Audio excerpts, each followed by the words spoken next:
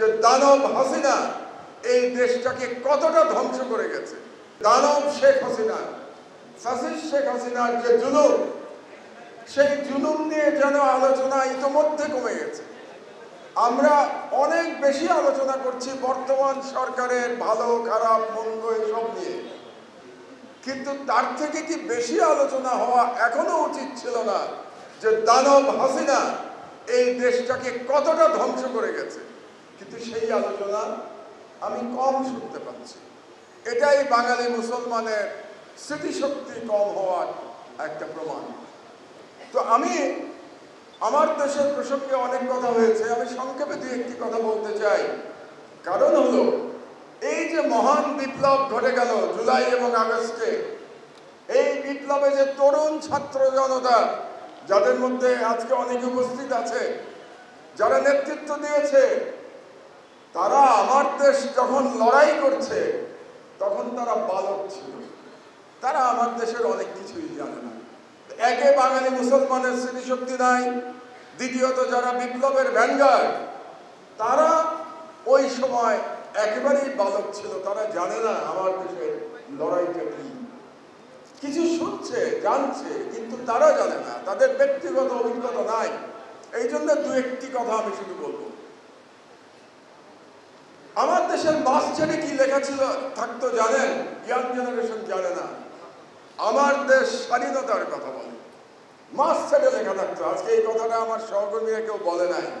আমার দেশ স্বাধীনতার কথা বলে। কেন ছিল? এটা একটা মেসেজ ছিল। কার জন্য মেসেজ ছিল?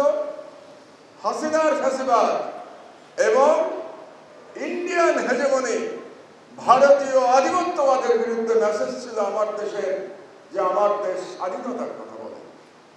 ওরা কিন্তু বুঝতে পেরেছিল এই মেসেজ কি। আপনারা জানেন যে বাংলাদেশের মিডিয়ায় এখন পর্যন্ত গত 53 বছর ধরে স্বাধীনতার পরে ভারতীয় হেজেমনি সম্পূর্ণভাবে নিয়ন্ত্রণ করে বসে আছে বাংলাদেশের অধিকাংশ মিডিয়া। এটাই হলো সত্য। বাংলাদেশের মালিক বলেন, সম্পাদক বলেন, সব ইন্ডিয়ান এজেন্ট। এটা হলো সত্য কথা এবং এটা পরিষ্কারভাবে আমাদের বলতে হবে। তো 2013 সালের সেই বিখ্যাত 8 কলাম ব্যাপী হেডলাইন আপনারা সবাই জানেন, যে সেই হেডলাইন শাহবাগে ফ্যাসিবাদের পদধ্বনি। আমি যখন নিউজ প্রিন্টে পেন্সিল দিয়ে আমার সহকর্মী আব্দুল্লাহ এবং আবদালকে দিলাম, দুইজন মুখ চাওয়াচাই করছে। কারণ সারা দেশের সেন্টিমেন্টের বিরুদ্ধে এক আমার দেশ দাঁড়িয়ে বলছে ফ্যাসিবাদের পদধ্বনি, শাহবাগে ফ্যাসিবাদের পদধ্বনি।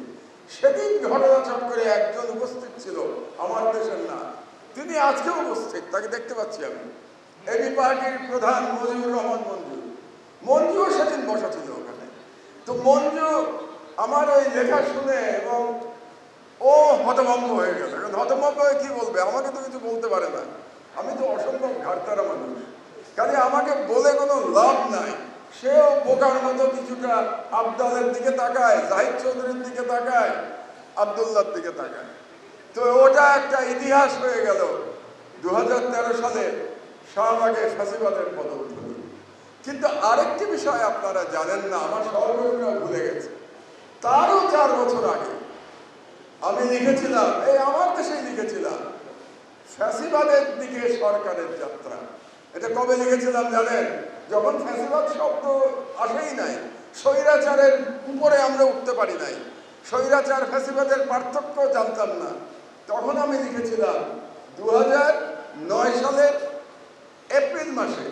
এই যে এই বইতে এটা আছে, নবরূপে বাকশাল। এই বইতে আপনারা দেখবেন ফ্যাসিবাদের দিকে সরকারের যাত্রা। এটা 4 মাস তখন সরকারের বয়স। তারও 6 মাস আগে আমি লিখেছিলাম নবরূপে বাকশাল, নির্বাচনের আগে। এই সেই বই নবরূপে বাকশাল। এটা লেখা 2008 সালের নভেম্বর মাসে। এই বইটা ছাপা হয়ে গেছিল আমি যখন প্রথম জেলে। কারণ আমার দেশ ভারতীয় হেজেমনি এবং হাসিনার ফ্যাসিবাদের প্রকৃত চরিত্র একমাত্র আমার দেশ বুঝতে পেরেছে।